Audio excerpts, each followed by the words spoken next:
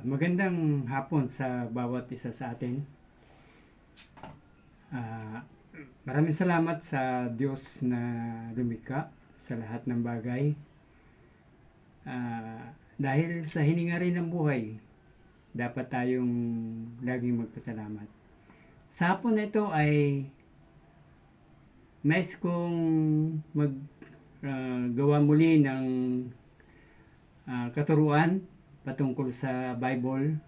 Ito lahat ay tulad ng mga nauna kong mga videos. Lahat ng aking mga content ay mga katuruan mula sa banal na kasulatan. Wala tayo ritong gagawing mga bagay kundi yung katuruan sa Biblia. Dahil napakahalaga ng Biblia sa bawat tao. Kaya nga ito ginagawa ko dahil para sa makakapanood ng video ito, malaman nila ang katotohanan ayon sa Bible. Ayon sa Bible, yun na. Medyo nabubulol tayo. So, makita natin yung katuruan na ito ay si Jesus Christ mismo ang nagturo doon sa Luke chapter 16 verse 19 to 31. Siya mismo ang nagturo. Kaya nga, ang nandoon ay makita natin na sabi rito, babasahin ko bago tayo magpatuloy doon sa ating pag-aaral na ito. Kasi ang topic natin ay death. Sa English, death, o kaya sa Tagalog ay kamatayan. Maraming tao ang ayaw pag-usapan ang kamatayan. Subalit ang kamatayan, sinabi ng Bible sa Hebrews 9:27, sa English ano sabi? It is appointed unto man once to die, after this the judgment. So, doon sa Tagalog sabi, itinakda sa bawat tao na mamatay, pagkatapos ay paghuhukom. So, makita natin yung Bible. Lahat ng tao ay dadanas ng kamatayan dahil nga ang kamatayan, ang sanhi o cause ng kamatayan ay kasalanan. Paano pumasok ang kasalanan sa sanlibutan? Sa Romans chapter 5 verse 12 nandoon. Anong sabi ng Bible? Sa pamagitan ni Adan ay pumasok ang kasalanan sa sanlibutan at sabi doon, at ang kamatayan ay magaganap sapagkat sabi na lahat ay nagkasala. So ibig sabihin pala, kung hindi nagkasala si Eve at Adan, yung kamatayang physical ay hindi natin mararanasan.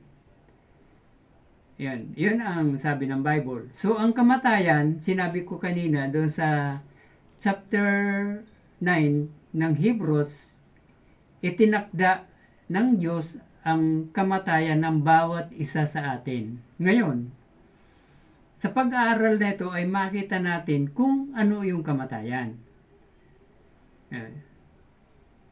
So, bago natin basahin yung sa Luke 16 verse 19 to 31, ay tatalakayin muna natin yung uri ng kamatayan. Uri ng kamatayan. So, sabi dito sa question na ating pag-aralan, what is natural death? Ano daw ang natural na kamatayan? Natural.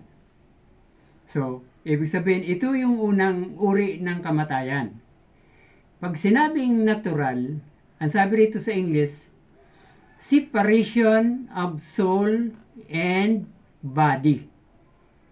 Separation of soul and body. Yung paghihiwalay daw ng kaluluwa at katawan. Yun pala ang kamatayan. Yun. So, sabi, what is spiritual death? Ano naman ang spiritual death? Yung paghihiwalay natin doon sa naglalang. 'Di ba? Oh, doon sa tawag yan. Doon sa Garden of Eden, doon nilagay ng Diyos si Adan at Eva. Pansinin natin nung magkasala si Adan at Eva, humiwalay na sila sa Diyos. So, yun ang tinatawag na spiritual death. O kaya, spiritual ay yung pwedeng sabihin natin na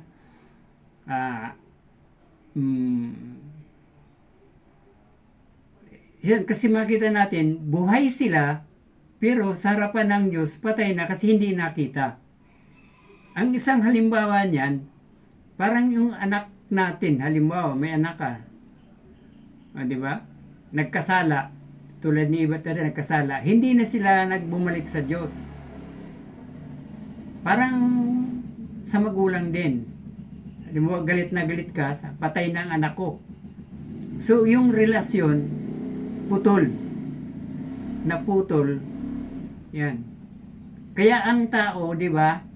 Yung tao, sa harap ng Diyos, patay siya. Ibig sabihin, walang relasyon. Pero buhay siya physically. Yun ang ibig kong sabihin. Physical buhay siya. Bakit? Kasi nga, wala siyang relasyon. Putol yung relasyon. Binanggit kasi yun doon sa John chapter 3, verse 36, nandoon may binanggit doon ang Panginoon, si John. Ang sabi ng John 3:36, ang sumampalataya sa bugtong na anak ng Diyos ay may buhay na walang hanggan. Subalit, ang hindi sumampalataya sa pangalan ng bugtong na anak ay hindi makakita ng buhay, kundi ang galit ng Diyos ang mananatili sa kanila. So, papansinin natin yung verse. Yung sumampalataya kay Kristo ay sabi, may buhay na walang hanggan. Subalit yung hindi, ang sabi, galit ng Diyos ang mananatili sa kanila. So, ibig sabihin, walang relasyon ang tao sa Diyos kung hindi sa pamagitan ni Kristo. So, kaya sa harap ng Diyos, pag hindi ka sumampalataya kay Kristo, patay ka sa harap ng Diyos. Wala kang relasyon, patay. Pero, physically, buhay ka. Nakuha niyo yung ibig ko sabihin. So, separation, yung kamatayan para paghihiwalay. Ngayon, mayroon naman na tinatawag na eternal death o kaya binanggit sa Revelation na second death. Kasi yung una, di ba? Physically, patay. O nawala yung kaluluwa, espiritu. Nilibing na yun. Physically. So, ang binanggit naman na second death, yung eternal separation from God. Eternal separation from God. Titingnan natin yung Bible. Sa Revelation 20. Sa Revelation 20, ang sabi rito,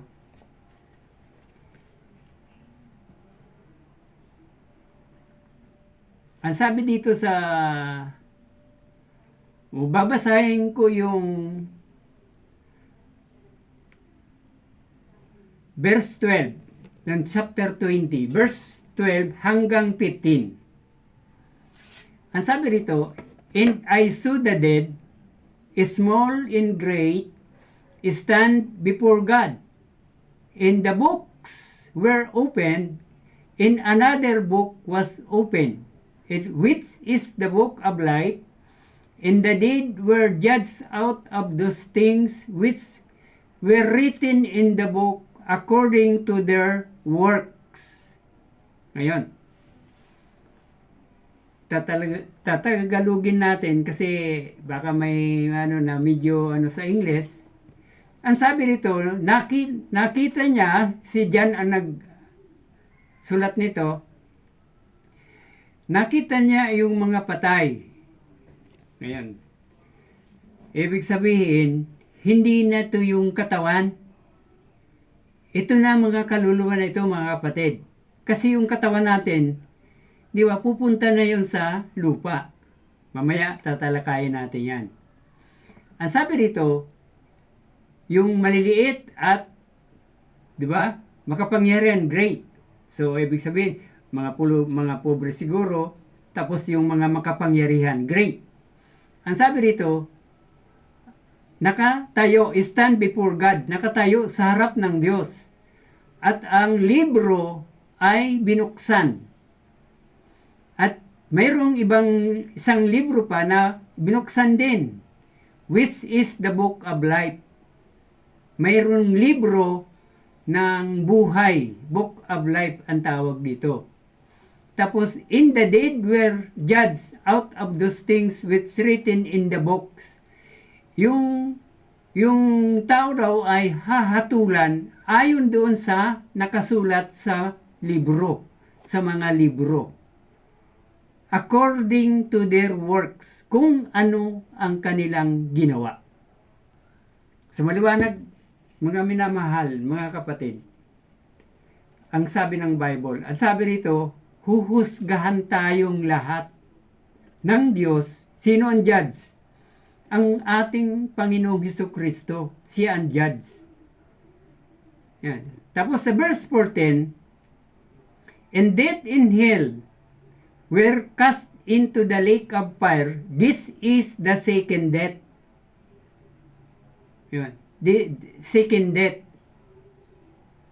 Yan. Pagkatapos sabi diyan, yung kamatayan daw saka yung hell, sabi diyan, itatapon sa lawa ng apoy. Ito yung ikalawang kamatayan.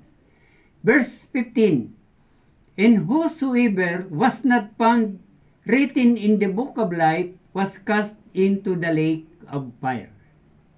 Yung mga hindi nasulat sa aklat ng buhay ay itatapon sa dagat-dagatang apoy.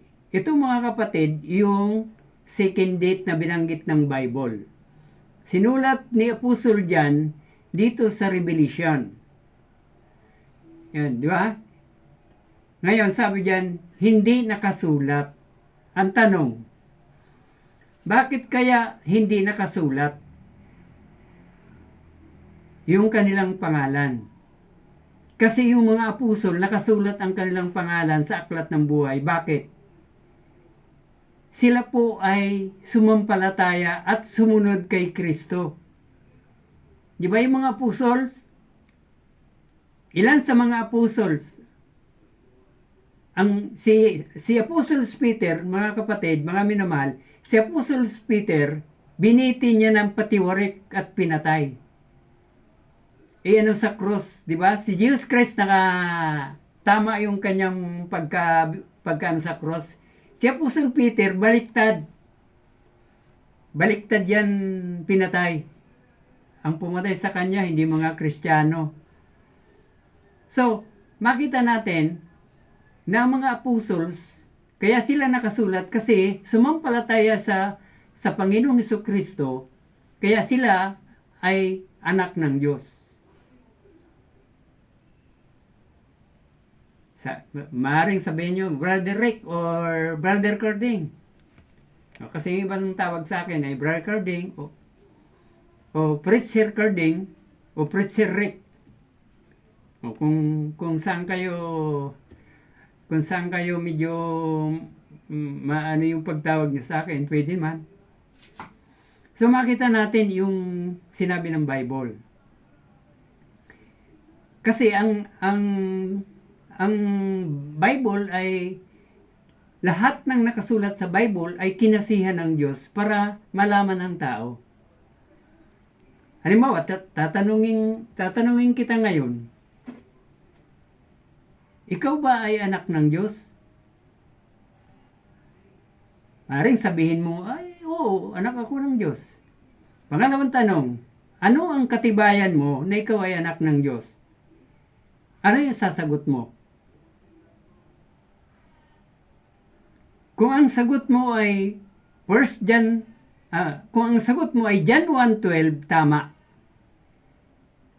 Kung ang sagot mo, nakatibayan na ikaw ay anak ng Diyos, John 1:12, tama yon. Pero pag sagot mo, yung infant baptism, bininyagan ka na bata, mali. Wala yun sa Bible.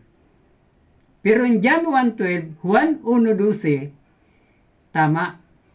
Magiging anak ka ng Diyos kapag tinanggap mo si Jesus Christ. Kasi anong sabi? Datapwat lahat ng tumanggap sa Kanya ay binigyan ng kapangyarihan maging mga anak ng Diyos sa makatuwid yung mga sumampalataya sa Kanyang pangalan. Nagiging anak ng Diyos ang sumampalataya at tumanggap sa Kanya.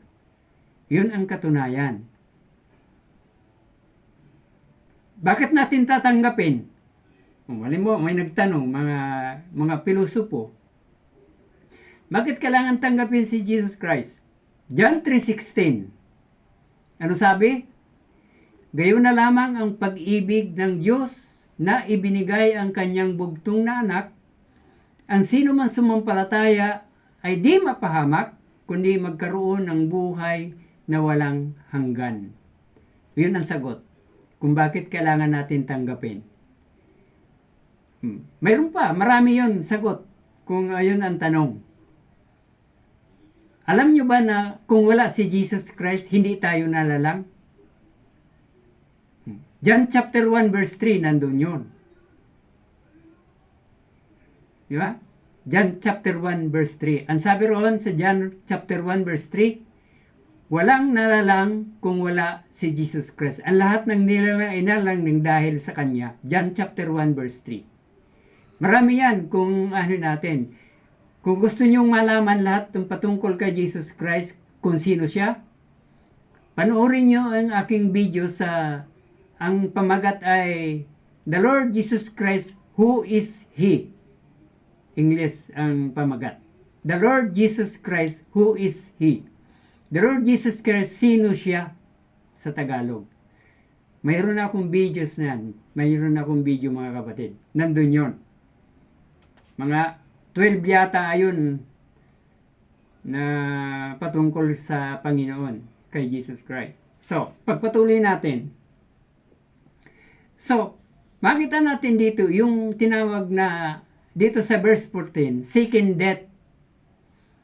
Ang sabi diyan, yung mga hindi na nasulat sa aklat ng buhay ay itatapon sa dagat-dagatang apoy. So makita natin yung impyerno ay totoo. Totoo ang impyerno. So, ngayon, maring sabihin natin bakit kaya naggumawa ang Diyos ng impyerno? Alam niyo ba, ang impyerno ay ginawa ng Diyos, hindi naman sa tao. Yan ay sa dyablo. Kaya lang, di ba, ang dyablo ay makapangyarihan din. Tinukso si Eva at Adan para magkasala, para may makasama siya. Ganon ang reason yan. Makikita natin yun doon sa Matthew 25:41. Nandun yun. Kaya ang ginawa ng Diyos para kay Satan yan. Pero, nadamay ngayon ang tao. Kasi, di ba, tinukso ang tao para magkasala. Ngayon, gumawa ang paraan ng Diyos. Di ba, sabi ng Bible, pinadala ay yung bugtong na anak para tubusin tayo sa kasalanan upang tayo ay makabalik sa Kanya. Ganon ang ng Bible. So, nakuha nyo na yung sinasabi rito. na second death. Yan, second death. Pwede rin natin tawagin ang second death ay eternal death. Kasi eternal separation from God yan. So, ang sabi rito,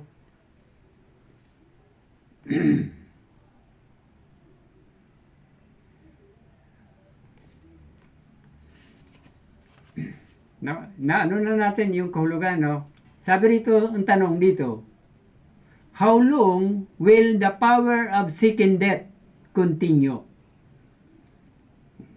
Kailan daw yung kapangyarihan ng second death magpapatuloy? Yan. Sabi rito ay ang sagot ay forever. Forever. Matthew 25:46. Nandoon yon. Kasi forever yan. Kasi nga, di ba parusa yon sa mga tao na ayaw paniwalaan yung pagtubos ng Diyos sa tao. Narinig na nila yung salita ng Diyos pero ayaw pa rin nilang magpatubos. Kaya ang natubos lang, yung sumampalataya sa Panginoong Kristo, yun ang natubos. Di ba?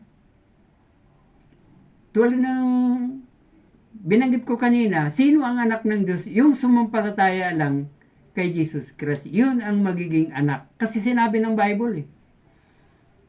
Ganon yung Bible.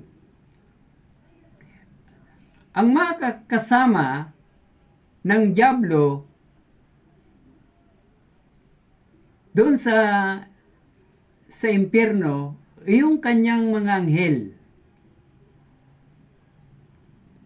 Kasi yung mga anghel, nagrebelde ang dyablo sa Panginoong Diyos, mayroong maraming sumama. 1/3 of angels sumama sa kanya. Kaya nga, ang buong sanlibutan puno ng di ba, kasamaan. Nakakalat kung saan bansa ang galamay ng dyablo, kaaway ng Diyos. Kaya nga ang tao, tingnan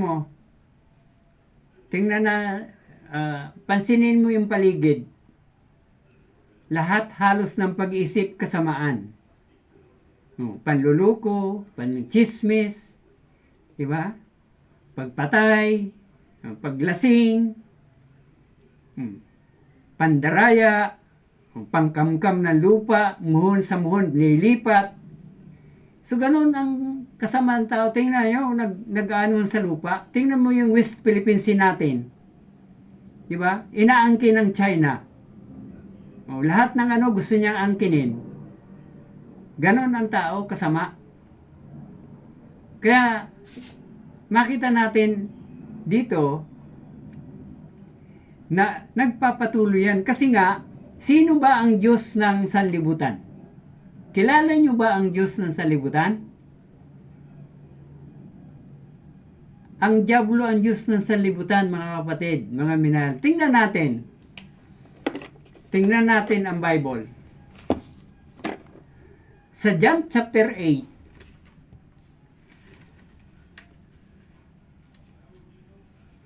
sa John chapter 8,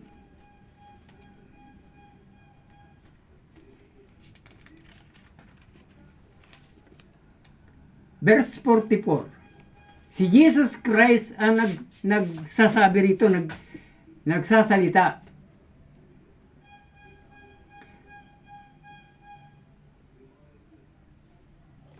Ang sabi rito, babasahin ko muna mga minamahal, mga kapatid. Sa verse 42 muna hanggang 44.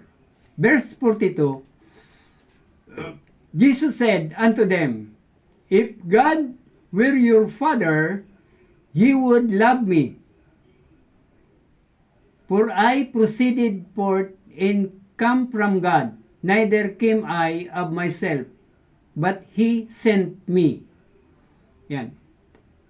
Tatagalogin natin. Sinabi ng Panginoon sa kanila, kung ang Diyos ang iyong Ama, mamahalin niyo ako, sapagkat ako'y nagmula sa Kanya. Hindi ako nagano sa aking sarili, kundi sabi diyan, I myself, but He sent me. Sinugo niya ako. Oh. Kaya sabi ng Panginoon, kung ang iyong amang Diyos, ang iyong ama, mamahalin mo ako. Sabi ni Jesus Christ. Ngayon, verse 43. Sa verse 43, why do ye not understand my speech? Even because ye cannot hear my word. Sabi ng Panginoon Jesus, bakit hindi nyo maunawan ang aking pananalita? Sabi yan, even because ye cannot hear my words. Hindi nyo pinapakinggan ang aking salita. Verse 44, ye are of your father the devil, and the last of your father ye will do. He was a murderer from the beginning, and abode not in the truth, because there is no truth in him. When he speaketh a lie, he speaketh of his own, for he is a liar and the father of it. So, sabi rito ng Panginoon sa kanila, ito ay conversation, yung pag-uusap. Ang iyong ama ay yung Diablo, sapagkat ang yung yung pagnanasa ninyo ay sa iyong ama na ginagawa. Siya ay mamamatay from the beginning, simula pa. Hindi na, sabi yan, hindi nanatili sa kanya ang katotohanan, sapagkat wala sa kanya ang katotohanan. Kung siya ay nagsasalita ng kasinungalingan, siya ay nagsasalita sa kanyang sarili, sapagkat siya ay sinungaling at siya ang ama nito. Yan. Mga kapatid, ang ama pala ng kasinungalingan ay ang Diablo. So, huwag tayong magsisinungaling. Sa ibang bahagi ng Bible, sabi, lying lips is abomination to the Lord. I think, nasa Proverbs yata yun o sa Psalms. Binanggit kasi doon ng salita ng Diyos, lying lips, ibig sabihin, yung sinungaling na labi.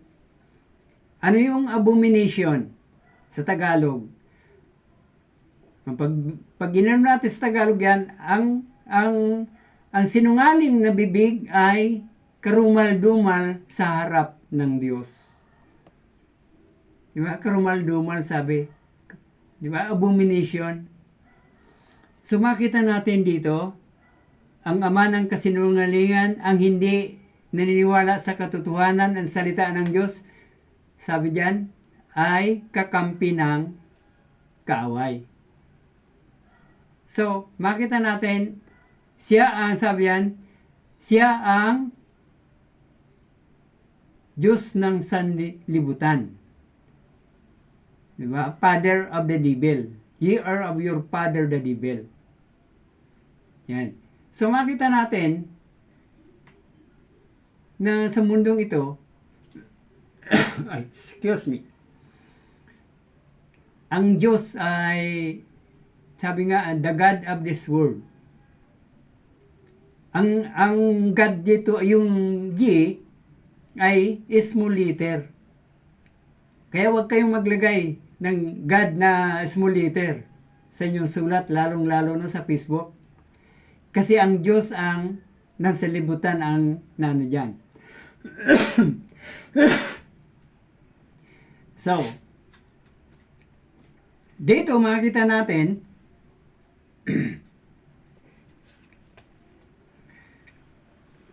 na sinabi ng Bible.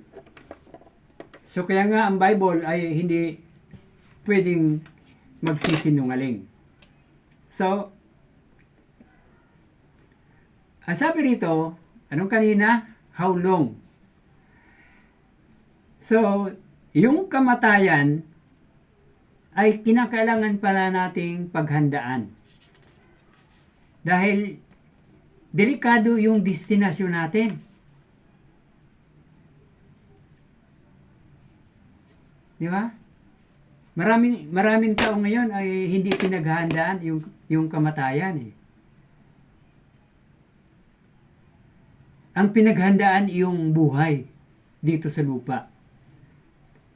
Hindi ko naman sinasabi na hindi na tayo kumaga sa magsisikap para sa kabuhayan natin. Hindi ganon. Dapat balanse.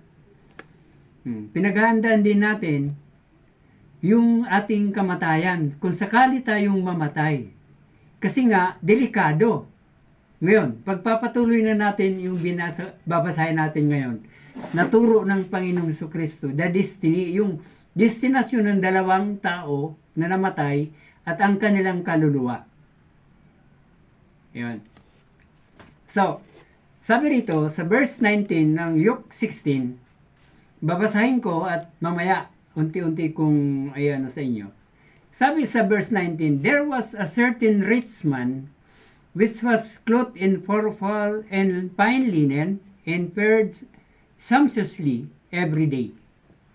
And there was a certain beggar named Lazarus which was laid at his gate full of sores, and desiring to be fed with the crumbs which fell from the rich man's table. Moreover, the dogs came and licked his sores. It came to pass that the beggar died and was carried by the angels into Abraham's bosoms. The rich man also died and was buried. In hell he lifted up his eyes, being in torment, and seeth Abraham afar off, and Lazarus in his bosom.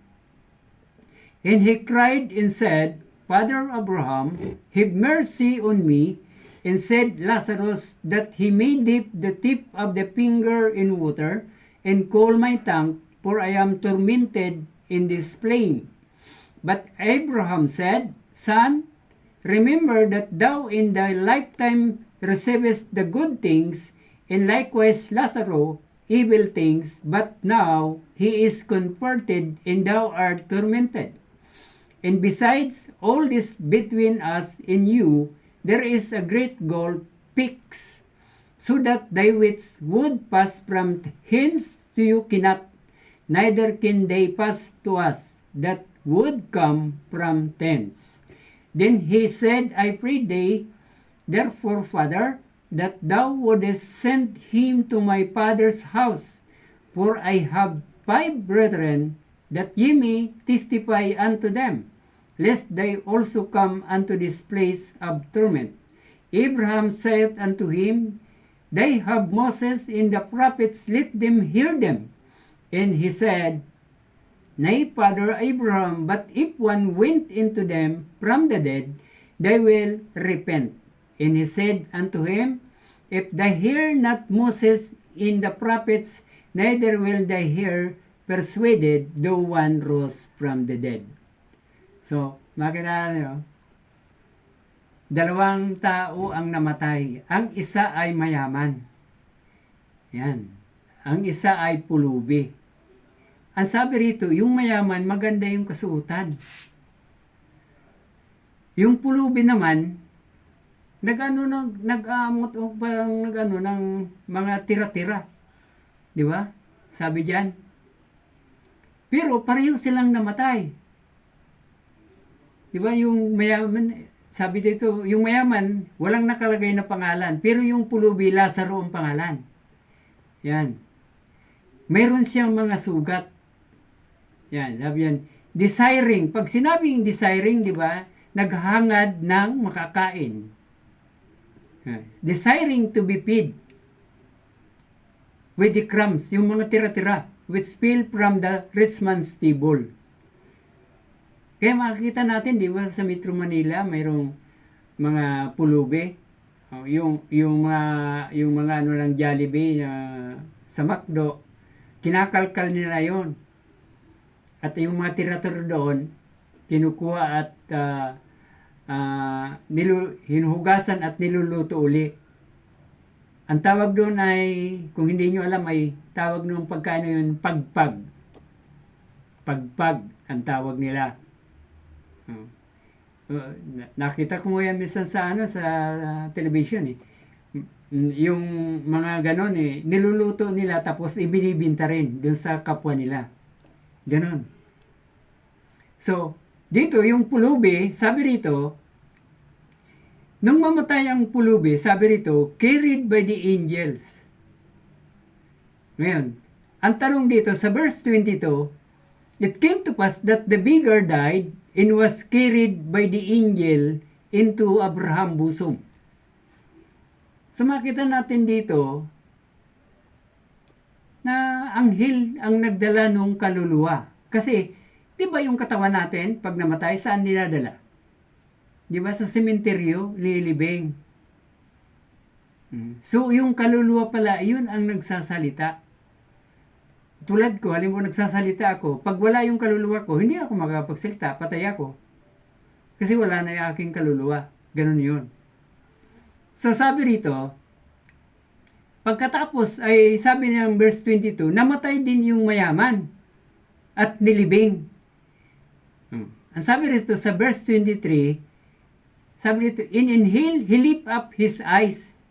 Doon sa impyerno, nagdilat ang kanyang mata. Yun, sa paghihirap, torments. Pag sinabing torments, paghihirap yun. And see it, Abraham afar off. Nakita niya si Abraham sa malayo. And Lazaro in his bosom. Pag sinabi yung bosom, kasama. Oh. Di ba yung bosom? Abraham bosom.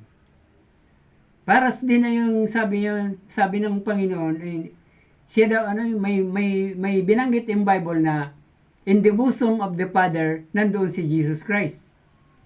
Di ba yung bosom na word? So, ang sabi dito, nung makita niya, sa verse 24, ang sabi nung mayaman, and he cried and said, Father Abraham, have mercy on me. Mahabag ka, Father Abraham. Ipadala mo rito si Lazaro at itubog ang kanyang daliri sa tubig para maibsan ang aking paghihirap sa alab na ito. Flame. May alab. May apoy. Yung kanyang kalagayan. So makita natin yung impyerno eh. Maraming iba na hindi totoo yan. Ay si Jesus Christ ang nagsasalita rito eh. Yeah? Kapag ang Bible may tinatawag na red letter edition, pag ang salita ni Jesus Christ kulay pula, ay itong Bible na ginagamit ko, kulay pula ang kasulat. So, si Jesus Christ ang nagsasalita. Kapag hindi ka maniwala, ay lalo hindi ka pupunta ng langit. Hindi ka pupunta sa, ganun lang yon. Tulad ka ng mayaman na ito. So, sabi rito, yung pakiusap nung mayaman, sabi naman ni Abraham, sabi rito, alalahanin mo na sa iyong buhay, tumanggap ka ng mga mabuting bagay. Pero si Lazaro, mga masamang bagay. Pero siya sabi, he is comforted. Pag sinabing comforted, di ba, inaaliw. Thou art tormented, ikaw naman ay naghirap. Tanong, yung mayaman, masaya. Nung una, nung buhay pa sila. Yung mahirap, si Lazaro ay malungkot kasi nga, maaring sa isang araw, hindi siya nakakain. Kasi kung halimbawa, walang magbigay sa kanila, walang tira-tirang magbigay. Yan. So, makita natin, nagkabaliktad ngayon. Ngayon, ang tanong, yung bang pulubi, bakit napunta sa Abraham bosom?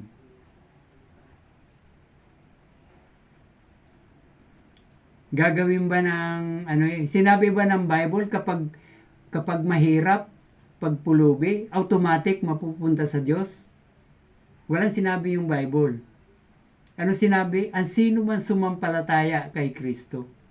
So ibig sabihin, yung pulubi, maring hindi lang sinabi rito sa Bible, hindi rin sinabi na nanampalataya kaya napunta sa Abraham bosom. Ngayon, tanong, sino si Abraham? Si Abraham ay mananampalataya ng Diyos.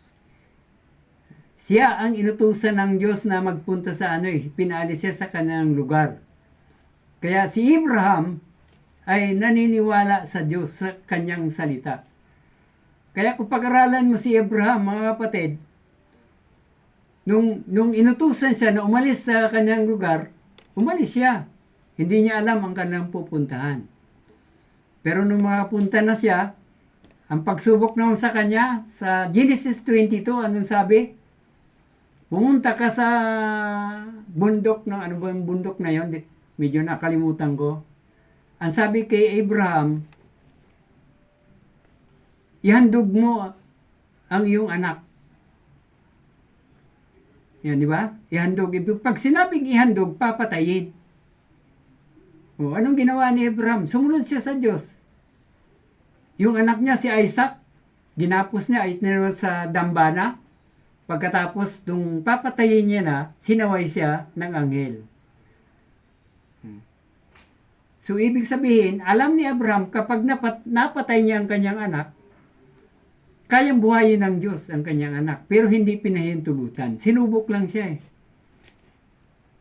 So, sinubok siya kung tapat siya sa Diyos. Pero si Abraham tapat. Kaya ibig sabihin, tao ng Diyos si Abraham, kasama yung pulubi. So, ibig sabihin, maganda yung Pero yung mayaman, napunta sa mahirap, nagkabaliktad. Kasi, yung kayamanan lang ang inisip niya. Ngayon, ang sabi, yung pakiusap naman, ang sabi naman ni Abraham, ang nandito, hindi makapunta dyan. Ang nandyan naman, hindi makapunta dito.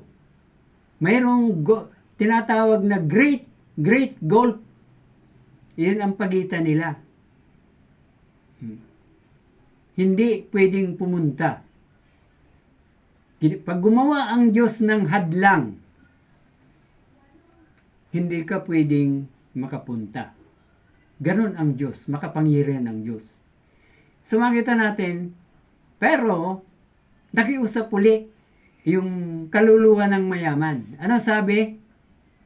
Sa verse 27, Then he said, I pray thee, therefore, Father, that thou wouldest send him to my father's house. Yung pakiusap ng mayaman na ipadala mo sa sambahayan ng aking ama. Diba? Sabi niya? Sabi sa verse 28, sapagkat mayroon akong 5 kapatid. Diba? Sabi niya? For I have 5 brethren, 5 kapatid, that he may testify unto them, para daw magpatutuo si Lazaro. At ayaw kasi nung mayaman na yung 5 kapatid niya mapunta sa lugar ng pagdurusa. So, biruin mo yun, yung kaluluwa ang nakikiusap. Pero yung mga tao ngayon, yung pagkaalam nila, kasi wala silang alam sa Bible, yung kaluluwa ng namatay, pinapanalangin, nagbabayad pa. Baliktad. Kapag namatay na ang isang tao, wala na yung kaligtasan, hindi yan makakapunta ng langit. Kahit na magbayad ka ng bilyong piso. Hindi yan makakapunta. Kasi, si Jesus Christ lang ang daan. John 14:6 nandoon. Ano sabi ni Jesus Christ? Jesus Christ mismo nagsabi. Sa John chapter 14 verse 6, ano sabi niya? I am the way, the truth, and the life. No one can come to the Father but by me. Sa Tagalog, sinabi niya, ako ang daan, ang katotohanan, at ang buhay. Walang sino man makaparating sa Ama, kundi sa pamagitan ko. So, makita natin, ang sabi rito, pakiusap. Ano naman sabi ni Abraham? Ang sabi ni Abraham, naroon na si Moses at ang mga propita. Kailangan niyang pakinggan sila. Makinig sa kanila sa mga si Moses at propita. Anong papel ni Moses? Di ba? Ipahayag yung revelasyon ng Diyos. Yung mga propita, ganun din. Si Daniel, maraming propita yan, mga kapatid. Mayroong major prophet, minor prophet. Pag sinabing major prophet, marami ang librong sinulat. Pag minor naman, kukunti lang. Ganon. So ano naman sabi ng kaluluwa ng mayaman? Sabi dito, but if one went into them from the dead, they will repent. Kung mayroon daw pupunta mula sa libingan, mula sa mga patay, magsisisi daw ang kanyang mga kapatid. Ano naman sagot ni Abraham? Kung hindi nila papakinggan si Moses at ang mga propeta, hindi sila, no one rose from the dead. Kung hindi nila papakinggan ang mga propeta, walang mangyayari. Ibig sabihin, ang pag-asa ng tao na binanggit dito ay yung mga propeta, yung mga nakasulat sa Bible. Kapag hindi pinaniniwalaan ng tao, walang mangyayari. Di ba? So kaya dito makikita natin yung destiny ng dalawang namatay. Dalawa lang ang pupuntahan. Walang gitna. Walang gitna na sinasabing katuruan ng mga di ba? Hindi ko na babanggitin, alam nyo na siguro yun. Walang gitna. Si Jesus Christ mismo nagturo dito eh. Walang gitna. So makita natin, langit lang at impyerno. Hell, heaven. So makita natin yung sinasabi ng Bible. Ang Bible po ay katotohanan. Walang nakasulat sa Biblia ng kasinungalingan. So, kaya nga, ang sabi yung kamatayan, napakahalaga yan. Maraming tao na hindi yan pinaghandaan. Pero sa mga Kristiyano, pinaghandaan ng mga Kristiyano yan. Sapagkat hindi natin alam kung kailan tayo kukunin. Ang buhay natin ay pinahiram lang ng Diyos. Lahat ng bagay pinahiram lang. Wala tayong pag-ari dito. O yung lupa na nasa pangalan mo, sa Diyos yan eh. Lahat. Basahin mo ang Genesis chapter 1. Nandoon. Ang Diyos ang naglalang yan. So, ibig sabihin, ang tao ay pinahiram lang. Katiwala lang ang tao. Di ba?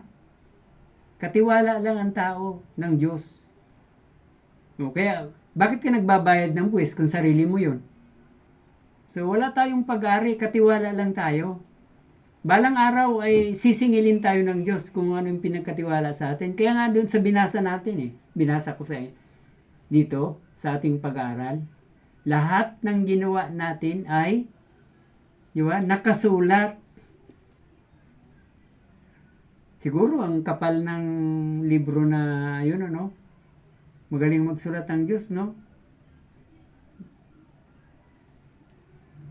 Kasi maaaring hindi sinulot ng Diyos, niya lang, maaaring mag-automatic na nakasulat doon sa aklat kung anong mga ginawa mo Kung pumatay ka ng babae, nag-rape ka, di ba?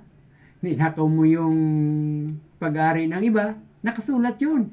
Sabi ng Bible So, makita natin ang kapahayagan ng Bible. Kaya napakahalaga. Kaya muli, mga minamahal, ay nais kong ulitin sa inyo, hindi ko ito pagsasawang ulit-ulitin, na kung kayo ay wala pang Bible, bumili po kayo. Kahit Tagalog yan. Kung hindi nyo naintindihan ang English, Tagalog. May Bicol na, kung sa mga Bicolano, mayroon ngang Biblia na Cebuano Kung saan ka medyo sa Biblia, bili po kayo. Lalong-lalo na sa mga taga-Karamuan, mga kababayan ko dyan sa Karamuan. Kung sino man makapanood nito, mga minamahal. Okay. Kumusta po kayo? Ako ay taga-Karamuan. Sa mga kapatid ko dyan. So, dito ay napakahalaga. Ito lang ang biyaya ng Diyos na magagawa ko pang iparating sa inyo ang salita ng Diyos sa pamagitan ng YouTube. Kaya nga, mahina naman ako sa pero sabi ko nga sa biyaya ng Panginoon, at itong YouTube ay ang apo ko ang kasi hindi naman tayo marunong sa mga gadget Apo ko ang gumawa nito para magkaroon lang ako ng magamit ko yung biyaya ng Diyos na pinaklob sa akin, magamit ko sa ganitong kaparaanan. So, sana bigyan kayo ng kaunawaan ng Panginoon sa kahulugan ng ating pinag-aralan ngayon, yung kamatayan. Ito po ay, yung kamatayan ay sa tunay na anak ng Diyos ay pakinabang, sabi ni Paul. Di ba? Yung katawan natin, aalis ito.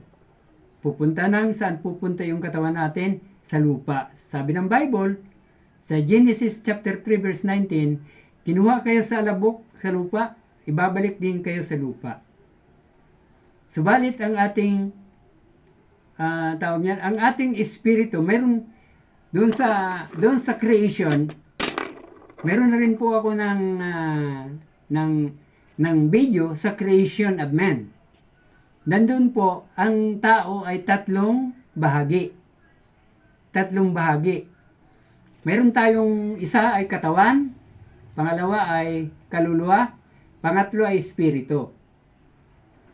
Pag tayo ay namatay, yung katawan natin, sabi sa Genesis o kaya sa Ecclesiastes, babalik sa lupa, di ba? Sa sementeryo ililibing.